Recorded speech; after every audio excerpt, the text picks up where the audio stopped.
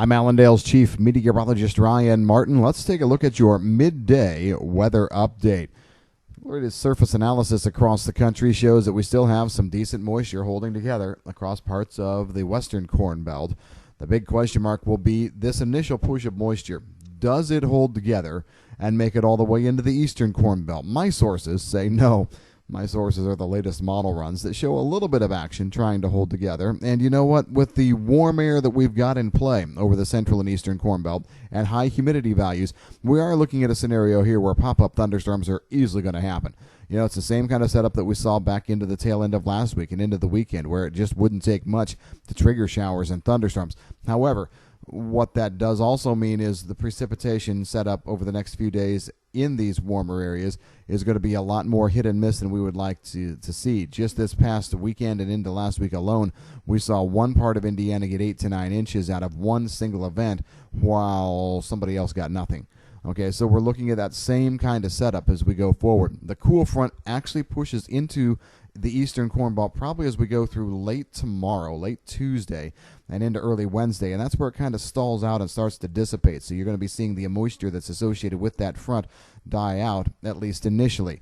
Then, as we kind of hinted in our write-up this morning, we're going to be seeing this old boundary probably activate fairly handily, especially in the central plains and into the southwestern Corn Belt. And we actually do expect several more waves of moisture to come up that and into Indiana. This morning, I hypothesized that we were going to be seeing a warm front reform there and lift north. And when I say moisture moving up into Indiana, I mean that as the eastern extent. I think we're going to be seeing nice moisture across the Corn Belt in general the second half of this week, Wednesday, Thursday, Friday, as this warm front, that what we're thinking as a warm front, slides northward. So there could be good moisture, probably on the whole. We're going to be looking at another 1 to 2 inches out of this. So there's going to be good coverage of rain, probably 80% by the time the week is through, with moisture across the middle of the country. So from the plains right across the Corn Belt. Looks like a good rainmaker there. Temperatures, we kind of stressed this morning in the write-up, but I think it bears mentioning again.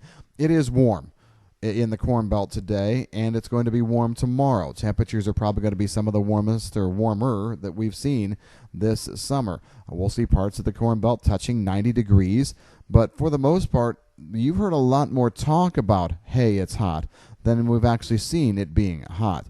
And that's because of the humidity. It makes it feel a lot warmer out there. Well, the sweat index is what I call it, seems to crank up quite a bit more. And so far, temperatures haven't been too bad, and they definitely have not been detrimental with regard to plant life. Today, tomorrow, if we're touching 90 degrees in spots, yeah, there may be some plants that don't like it a little bit. But I'll tell you this, as we've mentioned in the write-up this morning, hot and wet, warm and wet is much better than hot and dry. And that's kind of where we're sitting right now. Second half of the forecast period, here's where we have a little bit more disagreement on the latest model runs than what we had this morning. This morning had about 2 to maybe 3 systems working through. The midday model runs here still have the first one for around the 2nd and 3rd of September with good rains.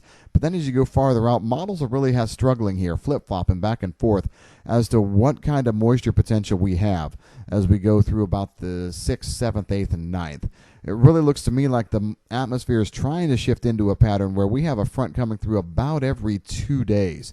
But this latest model run tries to take one of those systems out, still looking at one maybe around the 9th and 10th, but in between it's going a little bit drier. We're also seeing models struggle a little bit with temperatures right now. On one hand, they want to bring in cooler Canadian air.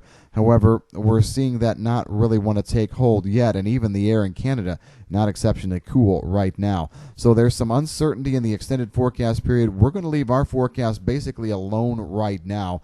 We were somewhat conservative early on this morning in our write-up anyway. So still looking at good rains, probably an inch or two shortly after Labor Day, the 2nd and 3rd, and then we'll look for maybe another 1/2 to 1 inch rain event later on in the forecast period, and maybe a slight disturbance around the 5th and 6th. We're going to leave our forecast alone there. If there's anything I'm going to step away from sooner rather than later, it would be that weak disturbance in the middle. It just doesn't look like it has a lot of teeth to it at this point in time.